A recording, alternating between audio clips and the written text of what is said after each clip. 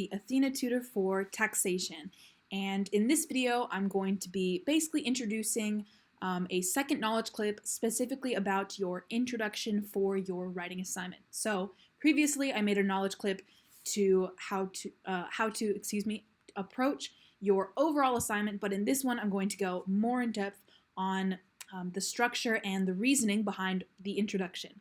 So let's just get started. First thing I want to do before I talk about why we use the introduction and what it's for, I'm going to briefly give you guys a recap of your assignments that you have the option, of choosing either 1, 2, or 3. For assignment 1, it's about making the tax paid by corporations publicly available. The second assignment is about which solution is the best to tax digital multinational companies. And your third assignment is about the sharing economy and how do we tax the income of those individuals. So you choose 1 out of 3 of these assignments. Hopefully by now you've chosen one of these assignments, but if not, that's totally okay. Just make sure that you do this within this week, I would recommend, so you have enough time to search for literature. And now into basically the use of the introduction. So the introduction is exactly like what the name is. You're introducing your topic and goal of your essay. And in your introduction, you include your central question. So this is the most essential element of the introduction. This is basically the segue for the rest of your paper and what you are going to be arguing in the rest of your paper. And obviously your central question is based on which assignment number you choose, so 1, 2, or 3. And can be more specific than these basic questions out of the assignments, basically. So that's the main thing that you need to include, obviously, in your introduction.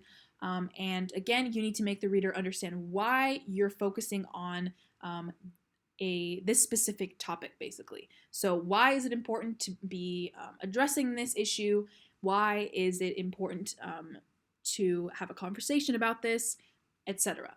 And again, as a estimation for or recommendation on how long your introduction should be, I would recommend it would be around 1 page or 600 to 800 words.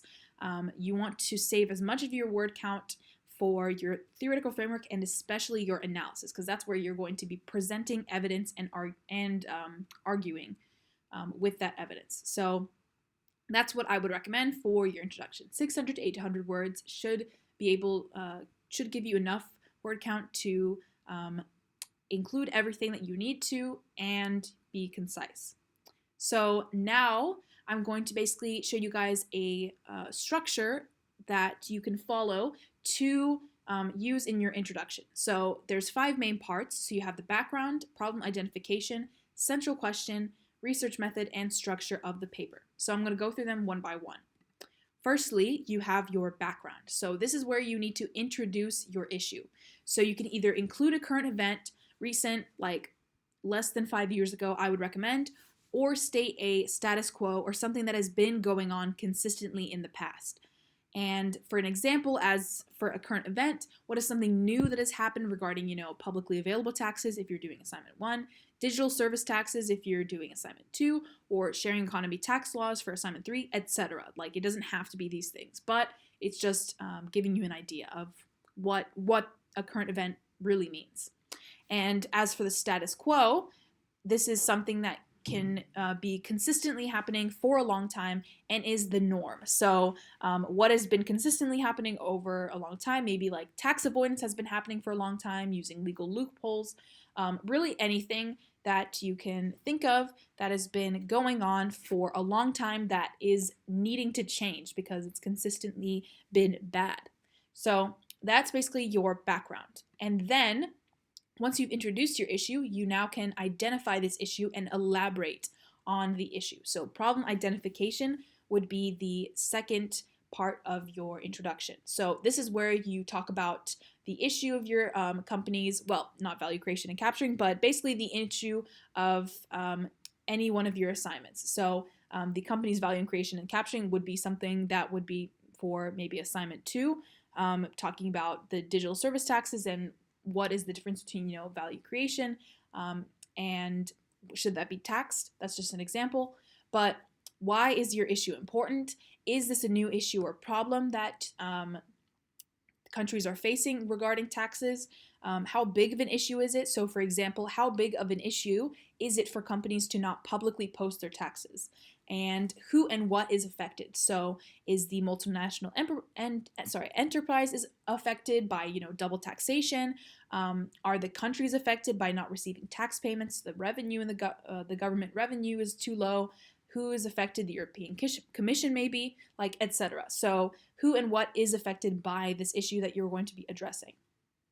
And from this problem identification, now you can segue into your central question. So obviously, this is the big part of your introduction. You use your problem identification in part 2, and then you use that to basically flow into your central question. So your central question should be neutral or unbiased, and you should have a defined scope or specific focus. The 3 assignment questions that they gave you guys are too broad in my opinion, and you need to come up with a central question that fits within that umbrella of your initial assignment question, but focuses on a more specific either country, topic, specific tax, long-term, short-term, like really anything you want, as long as it fits underneath that bigger idea. And again, not too broad, because if you tried to answer if you tried to just completely answer the question that they gave you for one of the assignments, it would be really hard to do in 3,000 words, honestly, and like to do it well, basically. So the terms in your research question should be clear and well defined. So if you use any complex wording, you need to make sure that you explain what that means in like a sentence, either before or after you state your central question. You need to make sure that the reader understands exactly what your research question is asking, or exactly what you're planning on exploring in your paper. And again, this needs to be an open question, not a yes or no one. So if it says, should companies publicly list their taxes, like, you cannot just say yes, that they should, or no, they shouldn't. Like, you need to basically say, to what extent is it maybe moral that companies post their taxes publicly, or to what extent, like something else, like to what extent would a digital service tax be effective, like something like that, like, and make sure that it's specific enough that you can effectively answer in the word limit that you have. And just a note, you can be more specific again with your central question than what they initially ask. So for me, I would really recommend that, so that it's not too vague, like all of your arguments aren't too vague. And then from there, you have the research method. So in your paper, you're going to be doing a review of past literature. So you're not going to be conducting a study or experiment to justify your criteria or arguments. You're just using past articles, past studies to use as evidence in your arguments. So this is basically showing you how you plan on addressing and justifying your research question. So again, there are a bunch of other research methods that other people are able to use in their writing assignments, but in the case of your writing assignment, and also for digital firm and moral limits, everything you're doing is just reviewing past literature and taking those findings and using them in your own paper as arguments. So in this case, you can combine the research method with part 5, which is the structure of the paper. So what is the sequence that your paper will follow? And in this case, you need to make sure that you state the section names and the Roman numerals, describe in 1 or 2 sentences what the section will contain or contribute to your paper. And again, the sections are given to you. So they gave you the main sections that you have to include in your paper. So your introduction, theoretical framework, background, analysis, and conclusion. Those are the 4 main sections that you have to have and have to separate in your paper. So again, I would mention the section number and what it's going to talk about and what that adds overall to the paper. And just a quick note on your introduction is that you need to mention briefly how you will come to an answer to your central question and mention why it's relevant. So why is it relevant that you're talking about taxation policy? Why is it relevant that you're talking about publicly listing things? Why is it relevant that you're talking about the sharing economy? So mention why you want to have a conversation about that specific issue in your paper and why you're doing not research over it, but why are you looking over past research to argue a certain point. So before I finish this video up, I'm going to show you guys an example that I did when I was writing last year. So this is my essay that I did. I chose the second assignment, so about digital tax solutions, and mine was about short-term and long-term digital tax solutions for the European Commission or European Union. So obviously this is an example of how specific you can really go with your research question in comparison to the one that they gave you in the first place. So in this case, I follow a very similar structure to what I just introduced. This entire first paragraph is basically giving background. So at first, I talk about increase of digitalization in the past decades. Then from there, I talk about more recent things. So in 2018, Italy did something about digital sales. In 2014, Hungary did something. In 2016, France did something. So for me, what worked best for my writing was that I started farther back and then focused more on recent events.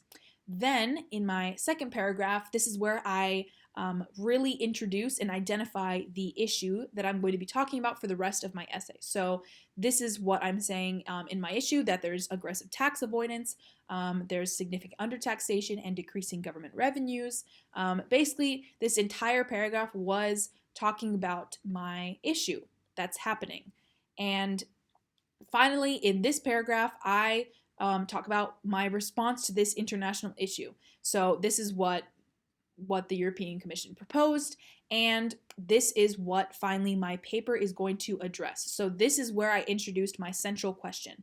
And my central question was, to what extent is short-term and long-term changes the best solution? So like I said, the broader question that they asked in assignment 2 was just, what is the best solution? But in this case, I took it much more specific and said, to what extent is the specific combination of short and long-term changes in tax policy, to what extent is it the best solution for taxing digital multinational companies in the European Union? So not only did I specifically identify a specific type of tax policy for digital multinational companies, so specified which type of company, and I also specified a specific area in the world. So again, try to make your research question pretty more specific than what they gave you.